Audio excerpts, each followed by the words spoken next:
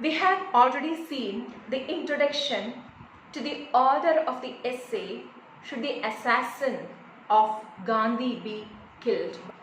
Pearl S. Buck. Now, about the essay. The essay starts with how Gandhi, who was fearless and undefeatable, has turned into ashes. And everything came to an end with a gunshot. The essay says that the inventors of atom bombs, the generals, the captains, the sergeants, the little soldiers who use the bombs are ignorant, stupid, and are the lovers of violence. They were able to kill easily the people who they fear, all that they hate, all who they rebel against. The movement of a finger upon a trigger, upon a button, a flash, a blast, and all that remain are silence and ashes. Today, 1,000,000 can be killed as easily as 1,000, and 1,000 as easily as one. In the following paragraph, she says that Gandhi was one.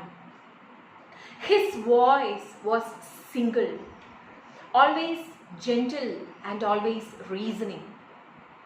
It was the voice of conscience in our turbulent life. He was always right. He knew he was right. Indians too knew that he was right.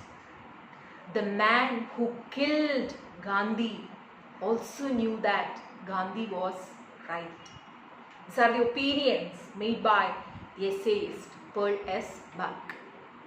She reminds the reader that violence is mere foolishness or folly, and non-violence is the only common sense for human beings.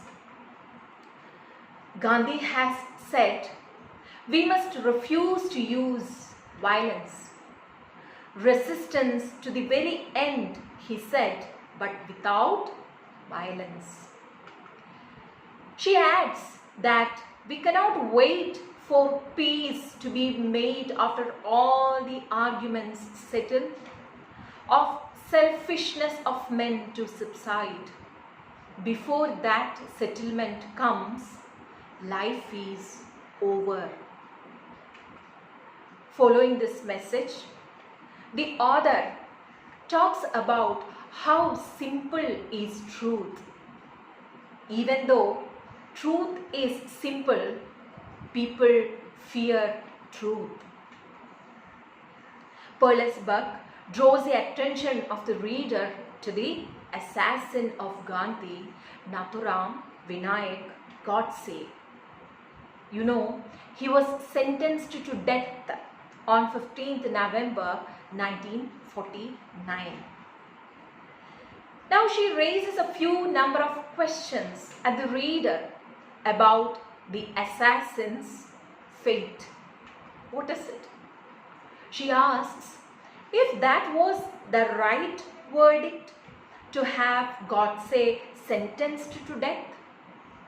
She even shares her thought about how Gandhi himself would have disagreed with the death sentence of his murderer. She says even if Godse had not been hanged to death, he would never have had peace of mind. He would never be released from the prison of his conscience. There would be no place for him upon this earth. He would be outcast. He would be haunted by Gandhi's own spirit, the spirit of Gandhi in other men, working for his freedom, and his safety would be his destruction or his regeneration. She says, the world longs for goodness. The people search for righteousness. There is no weapon, no bomb so powerful as the force of a great good spirit, that is Gandhi. Force of non-violence makes India great, and that is Gandhi's life example. He did what he told to people, and now it remains for the people of India to take upon themselves his world leadership for non-violence. The world is sick of violence, hatred and quarrels.